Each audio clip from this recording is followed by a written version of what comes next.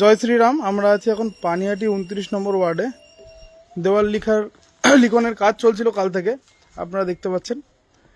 এবং আজ সকালে যেটা হয়, আজ সকালে যখন আমাদের দেওয়াল লিখনের কাজ শুরু হয়, এই যে আমাদের রাইটার দাদা, কি হয়েছিল ঘটনাটা আজকে?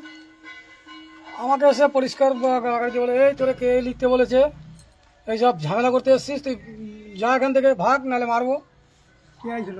এবং দেখুন অবস্থাটা কি করেছে আমাদের। আমার রং টং তুলে তুলি টেনে নিয়ে চলে যায়, যে বাবু ভাড়া থাকে এবং ছুঁড়ে মারে। সোমনাথ না কি আছে ও বাবু আর সামনে কতজন এসেছিল ওরা? পঙ্কজ এসেছে। আমি তো ওই 2-3 জন এসেছিল। 3 জন সরে গেছি ভয়, সত্যি কথা যেটা। 3 জন এসেছিল।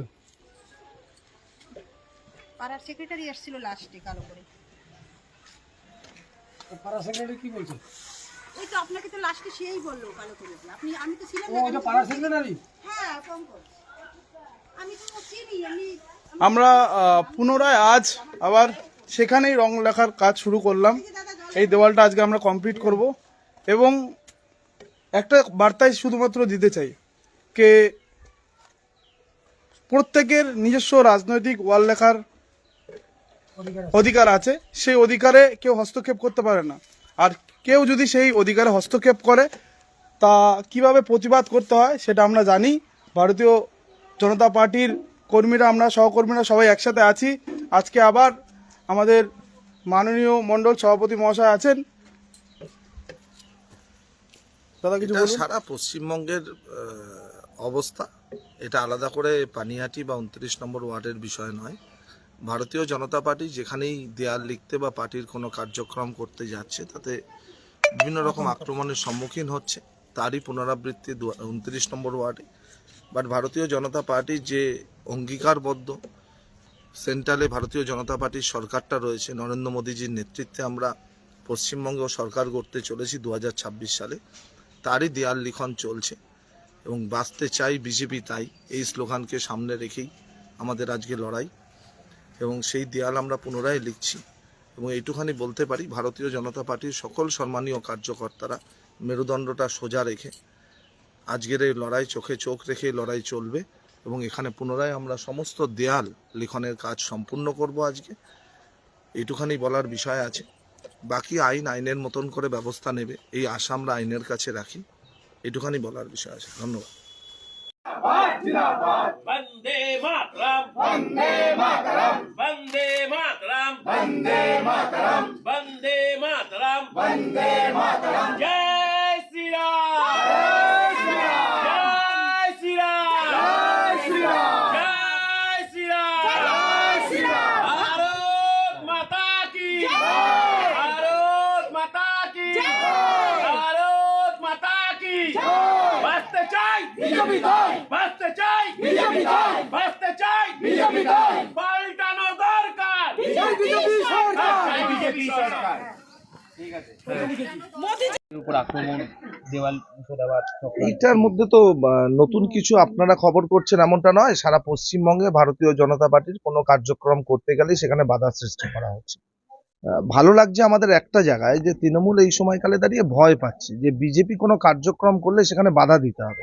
কারণ 2026-এ ভারতীয় জনতা পার্টির সরকার গড়বার একদম নিশ্চিত হয়ে গেছে। তাই আমরা বলছি, এখানে যখন আমরা এসছি, এত কার্যকর্তা যখন আমরা উপস্থিত হয়েছি, এলাকার সাধারণ মানুষ আমাদেরকে বলছে আপনারা কেন দেয়াল লিখবেন না, আপনারা বেশি বেশি করে লিখুন, আমরা চাই আপনারা লিখুন। আর তৃণমূল কংগ্রেস যেটা কাজ করেছে আজকে সকালবেলা, এবং তারাই সিসি করছে বলে ওরা বুঝে গেছে আমাদের একটাও ভোট পাবে না। আপনারা কি কোনো অভিযোগ দায়ের করেছেন? না দেখুন, অভিযোগ আমরা সেইভাবে লিখিত আকারে কিছু দিইনি।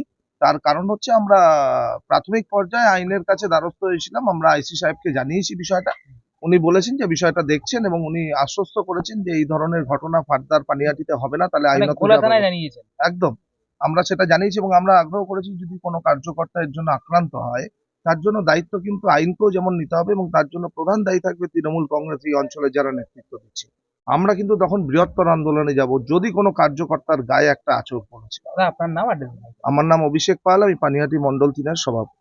ব্যক্তির মধ্যে কেউ বলেছে তোমায় এতগুলো ব্যক্তির মধ্যে কেউ বলেছে তোমায় এতগুলো ব্যক্তির মধ্যে কেউ বলেছে তোমায় এতগুলো ব্যক্তির মধ্যে কেউ বলেছে তোমায় এতগুলো ব্যক্তির মধ্যে কেউ বলেছে কি মারবে?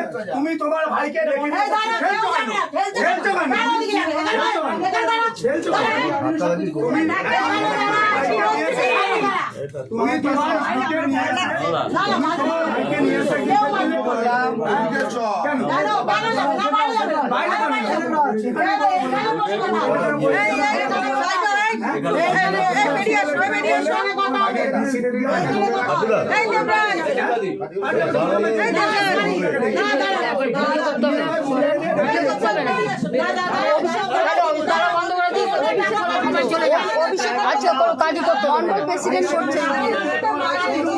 আরো 5 জনের তো হ্যাম্বাই হচ্ছে আর তালা বন্ধ করে দিই খাবার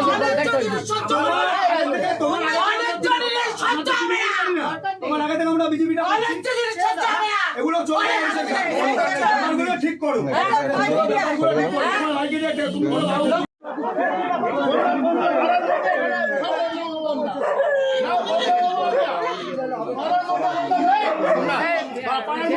লেগে যাবে এই